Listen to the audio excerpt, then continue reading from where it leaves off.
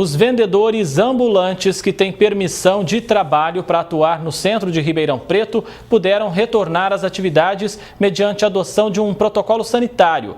No entanto, eles têm se aglomerado e o receio é que a região regrida de fase novamente. Apenas 50 vendedores ambulantes podem atuar na região central de Ribeirão Preto e em pontos estabelecidos pela própria prefeitura. A retomada foi autorizada com base em um protocolo sanitário. Esses camelôs precisam, por exemplo, tomar providências para manter o distanciamento social, disponibilizar álcool em gel em local visível e usar máscaras o tempo todo. Mas vários estavam sem a proteção ou com acessório abaixo do nariz, o que não protege nada. A presença deles, um tanto quanto descontrolada, preocupa a associação comercial. Porque eles tomam um espaço do comerciante. Então, enquanto o comerciante pode entrar 20% a 40% dentro da sua empresa, o ambulante, na verdade, está livre e solto. Então, isso acaba causando um tumulto dentro do calçadão de Ribeirão Preto. Apenas as máscaras lembram que estamos no meio de uma pandemia. O resto é comportamento de quando não existia esse coronavírus. A aglomeração dos vendedores informais começa por volta das 11 horas da manhã. Os proibidos de atuar no calçadão se misturam aos legalmente cadastrados. E num período como esse, a necessidade de tanta gente sem trabalho se choca com a necessidade de todos de manter uma distância segura. Talvez o poder público podia pensar que nesse momento agora de distanciamento, que ele pegasse os ambulantes que estão no calçadão para deixar mais livre para os comerciantes, colocar dentro dos bolsões de drive-thru. Porque aí pelo menos o que aconteceria? Sairia um pouco daquele tumulto interno que está existindo dentro do calçadão de Ribeirão Preto. E as pessoas que não estão regulamentadas, nós pedimos desculpas da associação, mas essas realmente não podem trabalhar, porque está tirando o espaço de quem está totalmente regulamentado. Com o desemprego e a crise econômica, a tendência é que o comércio ambulante cresça de maneira exponencial e deixe a situação ainda mais vulnerável para o combate à pandemia.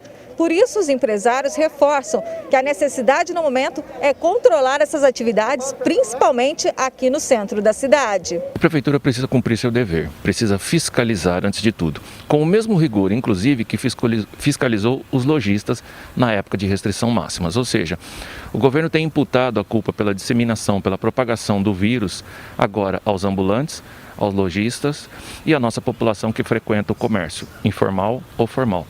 Mas cadê a fiscalização para que você separe um do outro?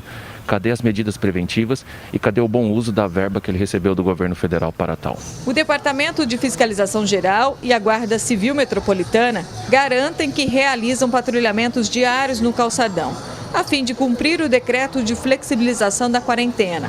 A presença deles inibe o comércio ilegal e provoca a dispersão de grande parte. Mas esse deve ser um trabalho diário e rigoroso. Hoje nós passamos um momento de choque de direitos, não é? Nós temos o direito à vida de um lado, em xeque com o direito à dignidade da pessoa humana advindo da livre iniciativa do trabalho. E aí, quando nós temos esse conflito, nós temos que sopesar e ver para que lado a balança da justiça, a balança da razoabilidade pende mais. O momento é de reabertura, de restabelecimento da economia, mas não podemos perder de vista os nossos deveres enquanto cidadãos. Mas o governo tem que dar o exemplo, sempre, em qualquer situação. Fazer a coisa certa, do jeito certo. Ximene Osório para o Jornal da Clube. Agora, ao vivo, Thaisa Pinheiro traz mais informações. Thaisa. André, essa situação toda realmente preocupa o comerciante que faz aí o dever de casa, né? E sobre esse assunto a gente vai conversar também agora um pouquinho com o economista José Rita Moreira. José Rita, a reportagem mostrou que apenas 50 vendedores podem atuar no centro da cidade.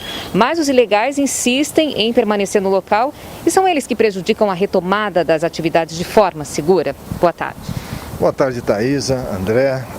Eu acho que é um conjunto de fatores, viu, Thaisa? Porque parte disso é o comportamento de parte da população que não está sabendo usar com responsabilidade a fase amarela, tá? Provocando aglomerações e outro tipo de coisa, que isso pode encurtar o espaço de tempo que a gente vai permanecer na amarela e talvez passar por uma coisa mais complicada, ou de outra forma evoluir para uma coisa mais tranquila. Mas especificamente falando dos ambulantes, de certa forma é injusto, porque os comerciantes eles pagam seus impostos, tem restrição de volume de pessoas, restrição de horário, E os ambulantes não têm nada disso. Eu acho que eles têm que ter o mercado deles, sim, até porque todos têm que trabalhar, principalmente nessa fase, muita gente perdeu o emprego, então perfeito.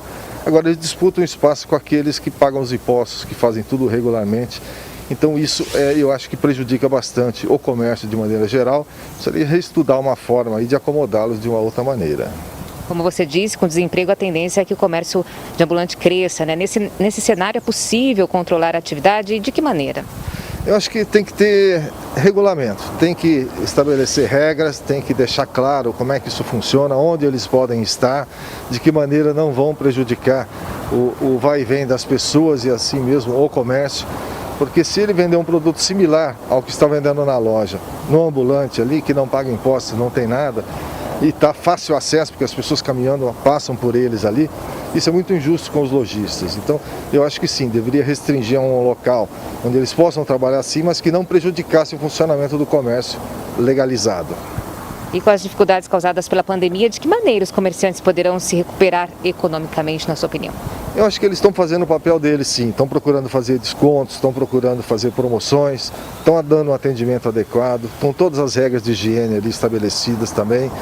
E eles estão se esforçando, tentando repor estoques aí sem repassar esses preços necessariamente ao consumidor.